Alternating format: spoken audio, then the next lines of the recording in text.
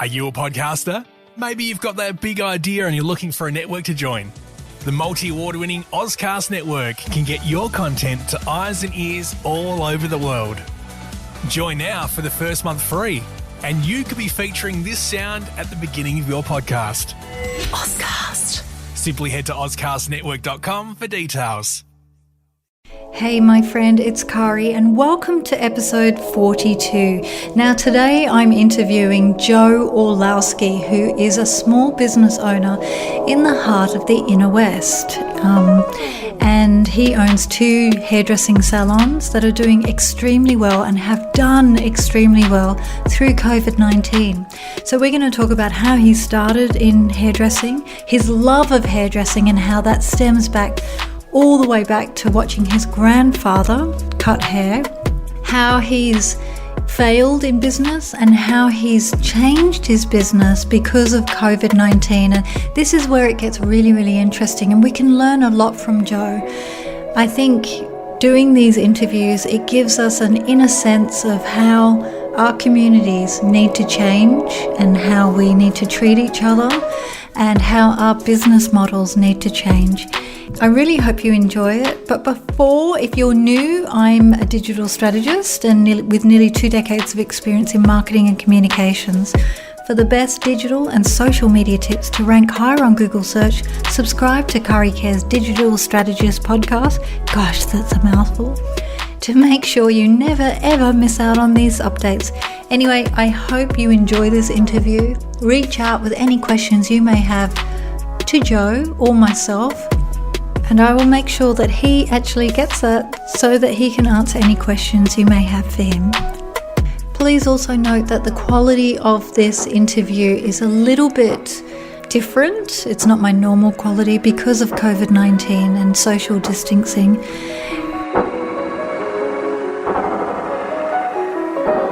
So Joe, thanks so much for coming on the Kari Cares podcast.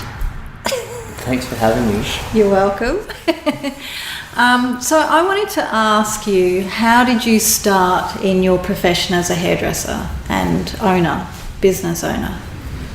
I started in 2000.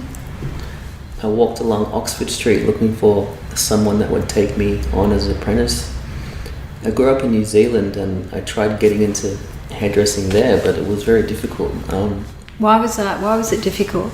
They wanted me to do a pre-apprenticeship course, which cost money, which money I didn't have. Yeah. So it was kind of out of the question. Every time I went into a shop, they were like, "Have you done your pre-apprenticeship course?" I'm like, "No." Didn't understand why you needed to do that. Did you need to do one in Australia? No, I walked into Tony and Guy on Oxford Street and said I'm looking to be a hairdresser, and they were like, "Let's chat." We had a chat. Apparently I asked all the right questions in the interview about education, TAFE, things like that. Yeah. So did you do a TAFE course as well, or how did it? I did a TAFE course during the apprenticeship. So yeah, I did an interview. They employed me and then I started TAFE. And how long did you work at Tony and Guy? I stayed there 10 years. 10 years? Did you? So yeah, I did my apprenticeship, which is 4. I actually moved to England and took a 2-year break. I did hairdressing in a barber shop for about a year and then travelled Europe and then came back to Sydney in late 07, early 08, something like that, and then went back to work for them. At Tony and Guy? At Tony and Guy. Yeah. And so what made you want to be a hairdresser? My grandfather was a hairdresser, so after the war, he's Polish, so he stayed in England, ended up in Nottingham, met my grandmother, and they started a salon together. He eventually moved to New Zealand, New Plymouth, and then as a kid, I just obviously grew up a lot with him. During school holidays, he used to cut our hair. He had this brown suitcase full of scissors, clippers, combs, plastic mat that he would put on the carpet, put a chair on it, put a mirror up. Yeah. Cut our hair. So that was my first introduction to hairdressing, and he was just, I thought he was cool. I wanted to live up to him, be like him. Yeah. And did you learn how to do a business through him? Is that how you learned? No, I didn't learn how to do a business from him at all. How did you learn to, because I mean you've got a thriving business, you've got 2 stores, so... I learned basically by failing. Failing in what way? Just trying things. I didn't do very good at school, didn't do very good at TAFE. I even failed at hairdressing TAFE. Did you? I had to go back and start again, or re-enroll for another 6 months to make sure that I passed everything.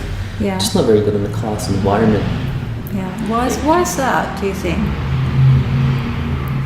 I remember my school reports would say he looks out the window and dreams all day. But I would dream of this. I would dream of having a salon. I would dream of cutting hair. And I would dream about being like my grandfather. I don't know. I just had to find a way that I could learn myself. So how did you learn how to run a business? Because with every creative that's out there, they have an idea, and a lot of them, including myself, can think about, we've got this great idea, but they can't implement it, and it becomes frustrating. Yeah, it definitely was frustrating. I read a lot though. I read articles. I don't know, autodidactic is the word, I think. Is it? Which is basically by finding a way to learn in your own terms, or finding a way to learn in your own ways. Mm-hmm. I'm very hands-on. I can be creative with my hands, but learning a business was very difficult. So trial and error, failing, stopping, starting. Yeah. So can you tell me an example of failing for you?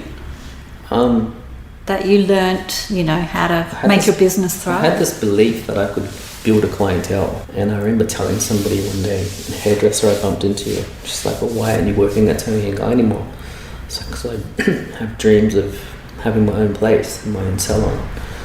I said, it's not that hard to build a clientele. And she replied saying, oh, isn't it? So it got me questioning myself. I'm like, oh, okay. But I still had that belief, so I went and got an ABN and started out by renting a chair, like a booth rental, and slowly building a clientele, which actually took some time. After leaving Tony & Guy, it took a little bit of time. I was like, okay, this is more difficult than I thought, so kind of stopped and went and got another job doing something else. But obviously those dreams are still in my head. Well, how can I do this? What can I do? Ended up teaming up with a colour technician, and we started this little suite in an old hotel in King's Cross. Still not really knowing much about business, but just started somewhere. We worked hard. It got really busy. I had an ABN, and I would just invoice him. So that was my basic understanding of business. I just invoiced for the work I did. It's a good place to start. I mean, even for myself working in corporate and stuff like that, that's what I do. I have an ABN, and it actually works out better tax-wise for other companies to use me. So I would just spend their money. I just thought it was my money. I mean, I knew I had to pay tax, so I'd save a little bit, but I'd use that account as my spending account. Yeah. And then obviously going to the accountant explained to me, that's not how you do it. This is how you have a little business. So would that be your first piece of advice for someone starting a business, to get a good accountant? Definitely get a good accountant. Definitely get a bookkeeper. Yeah. Someone to keep your books in check. Yeah. I have an amazing bookkeeper. I have an amazing team right now, so we're just taking time to find that. But having a great bookkeeper is one of the most important things, I believe, in keeping your business going and running. Okay. And do you still run under an ABN, or you've got a company? Now we're bigger. We're a company. Now that COVID-19's happened and there's been a lot of fear and a lot of social distancing and all of that, how has that affected your business during and as we're phasing out? What's happened with your business model and how you see the future for hairdressing? To be honest, it didn't affect me too much. I have a mindset that I wasn't going to let this little bug affect my business. So in what way? Because a lot of people shut down their businesses, they freaked out, as you know, which is normal. The first thing I did was I wanted to renew my business insurance because I didn't want to put that on hold. I wanted to renew it and make sure we were going to come out of this. And while I was on the phone to the insurance company, because I was switching insurers, and they asked me why I was cancelling my insurance. And I said, I'm just moving to a different insurance company that suits my business better. And they were like, okay, cool. We're happy to hear that, as we've had a lot of Sydney hairdressers cancel their business insurance and liquidating. So they gave me the motivation to keep going. I remember back in 2008, when we went through the financial crisis. Yeah. I worked for Tony and Glad then. And one thing I learned from management there was they were going to put more money into marketing so they could come out of it stronger and better. Yeah. So that's one thing I did now. I remembered that. So is that what you did with your business as well? I called my SEO company and I'm like, I have more money to spend. Can we do more, do better, get more clients? So in the 3 months that we're going to be in lockdown, we come out of this bigger and better and stronger. Yeah. And have you? And effectively that worked, yeah. Yeah. I think that's for the major corporations like, say, Coca-Cola and big international companies. I've been seeing that a lot. Like they've been putting more money, and even coaches, because people have been sitting at home, more coaches have been putting money into their SEO, advertising, social media ads and stuff like that. How does your business, how does Stanley & Co., how do you advertise with your SEO? What do you concentrate on? I definitely take a lot of advice from them, but basically keywords is the SEO, so we have to come up with a bunch of keywords. Yeah. Do you use social media ads or?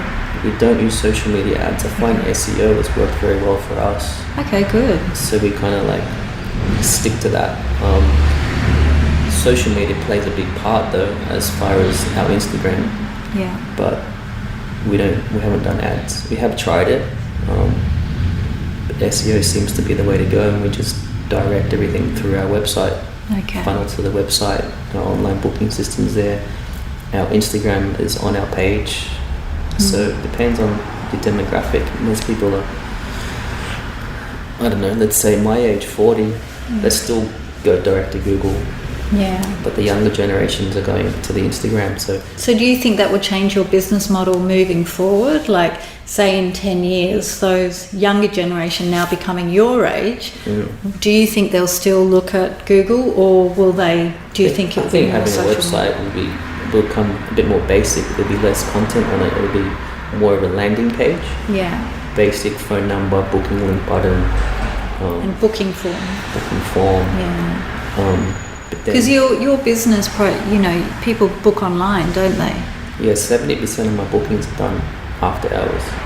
Okay. So it's very important for us to have an online booking system. Yeah. That the phone's not ringing in the salon. People are at home, sitting on their couches. I need a hairy, so I'm going to hit up Joe, book online. I don't really talk to her. And can they buy products online? Like you also... You've got Mr. Smith hair products. Can they buy that online from you, or they can't buy that online from us right now? But it's definitely something to think look about. Into. Yeah. And with the COVID-19, how has that changed your business model now? I mean, are you doing shorter days, or what are you doing? Once it hit, we broke up into smaller teams, and we ended up doing basically 4 days a week each. Yeah. But over 40 hours. So we've kind of taken that model, brought the whole team together again, working Wednesday to Saturday over 40 hours. And is that how have the staff They love it. They get a 3-day weekend. It's taught us to slow down on our days off and have our work-life balance. And then we just get into work on a Wednesday morning and hustle for 4 days. That sounds awesome, because I know that they're doing that model in Europe, and they have been for quite some time, and they found that productivity is better and they're actually making more money. Have you found the same? Yeah, our productivity's, we're at like 98%. Wow. We're very efficient. Yeah, everyone knows their job. The job is to make their targets. I'll do it. I expect them to do it, and they'll do it because I'm doing it. So when you say targets, what's that? Talk to me about that. So everyone has to make 3 times their wage. If they make that, they get bonuses. I should have become a hairdresser. Yeah. Sounds awesome. What Plus a great profession. A product, a retail product bonus target as well. So when they hit that, they get more money. Yeah. So I like it when I see their pay slips and they're all getting a decent little wage at the end of the week, so they can enjoy. Do other companies do that do other hairdressers? I've got no idea. So, and the audience probably have no idea. So, as a business model, do you think that works really well for keeping your employees happy? And I find that, like in the past where I've worked, there's too many employees and no one can quite reach their targets. But I think that's kind of a business strategy for them, is to like have their targets out of reach. But then I just find that everyone's kind of just trying to reach out. Everyone's disgruntled. No one's really happy. It creates cliques in the salon. There's too much hierarchy. So the culture that I wanted to create was, this is it. The creative space first, business second. Making sure everyone's happy coming to work, creativity. That sounds cool, because I mean, looking at your shops, they're amazing. Like, they're really comfy to walk into and feels like coming home, you know? Yeah, and that's the kind of vibe we want to have. Like, our clients are more of our friends, the way we speak to them, the things we remember, conversations we had before. I don't know, remember everyone's names, remember the kids' names, wives, husbands' names, remember the holiday that were going on. So we re-look into the conversation we had before, and everyone feels like a sense of friendship. I think, do you think that's a good model that most businesses could follow? Definitely, they could follow that. It would help a lot. I mean, you just want to create an environment where they're welcomed. We're very consistent. Because it does. When you walk into your stores, it's like, hey, I'm coming home. Hey, Joe. Yeah. And everyone knows everyone now. And that's what I expect. Is there anything that you could, I guess, give advice to for anyone wanting to start a business in hairdressing or? Yeah, I mean, for me, the first time we kind of failed was the little suite we had in the hotel. It eventually didn't work. We got too busy. It was mismanaged. So I had to look into, okay, I need to manage this better. I need to manage the money better, manage the systems better. And ultimately that failed. It built up to having a great clientele where we had a decent amount of money, but it just didn't work in the end. Failed. We walked away from it. So just went home and had to rethink that. So again, I started in Redfern with a small studio, about 20 square meters. I dumped a mirror on the floor, a chair, and we whacked a basin in there. I still had a lot of clientele from the previous business that we tried to start that didn't work. So I still had them coming in, had money coming in, but I needed to be better, find a different way. And that's when I finally did a small business course. And that was based on Ron Hubbard's business teachings. So a lot of it was to be personable, which I think I already was.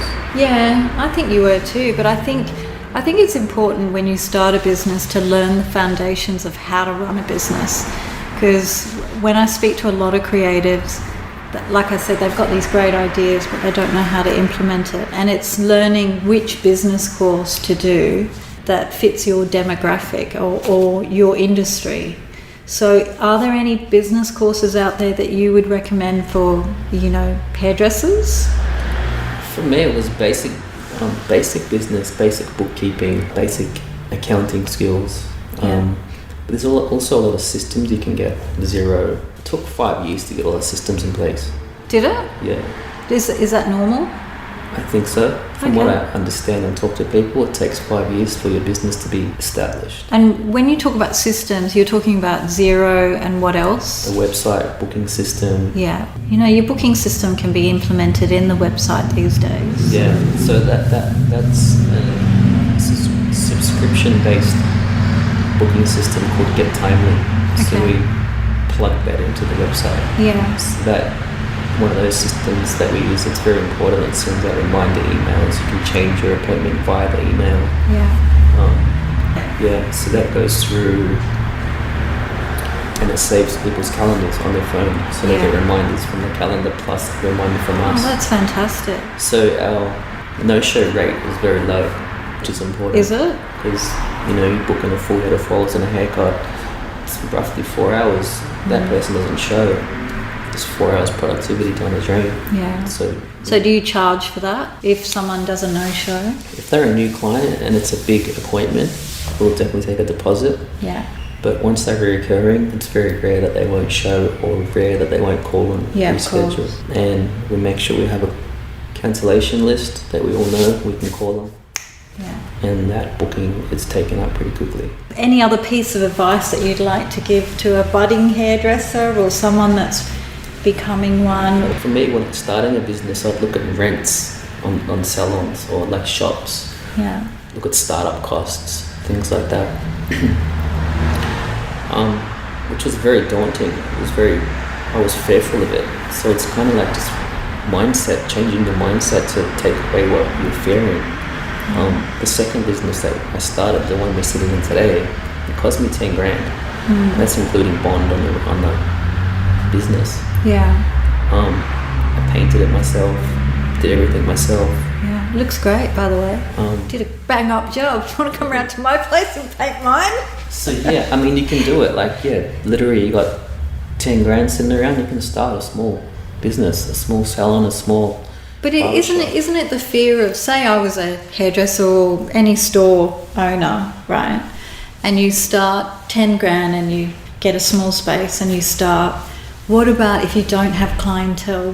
How do you get the clientele? Yeah, right. So for me, I suppose I started renting the chair first. If you rent a chair somewhere, you can build your clientele and know your clientele. They don't belong to the salon. For someone like me, say, so I'm a digital strategist, I can't go into another company and, rent a chair. So what's another, if you were looking at anyone that you were speaking to from any business, how would you suggest that they build their clientele? For me, it was big time word of mouth. Second, it was making myself very visible online. Yeah. Personal website. Facebook was a thing back then, and slowly Instagram. So just being everywhere, whatever social media is out there, and you can make it work for you, work it. It could be Snapchat, LinkedIn, whatever, just be everywhere. Yeah. Okay. Thank you, Joe. Thanks for your time. So if you want to know more about Joe, you can find the links below. I'll have links to both his hairdressing shops, which is Stanley & Co. And what's this one called? Stanley's 117. There you go, Stanley's 117. And I will also give you links to his social media, which is... Yeah. The Instagram is Stanley & Co _salon for the salon. My personal one is...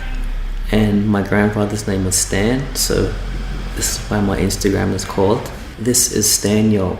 Oh, is that why it is? Oh, I thought it was some hip-hop thing. Well, could be. Thanks so much, Joe. That was brilliant. Thanks, Kari, for having me. Pleasure. Are you enjoying Kari Cares podcast? I hope you are. If you are, please subscribe to my podcast. If you're not, I want to encourage you to do this today because I don't want you to miss out on an episode. I'm adding a bunch of bonus episodes in the mix, and if you're not subscribed, there's a good chance you'll miss out on those. Now, if you're feeling extra loving, and I hope you are, I would be really grateful if you left me a review over on iTunes.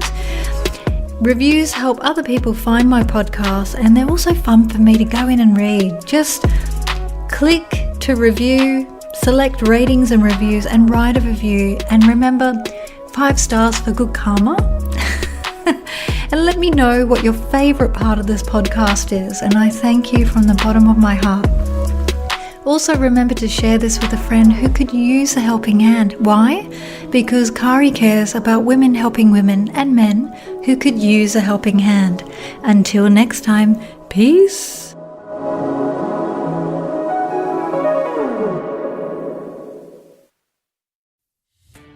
Are you a podcaster? Maybe you've got that big idea and you're looking for a network to join. The multi-award winning Ozcast network can get your content to eyes and ears all over the world.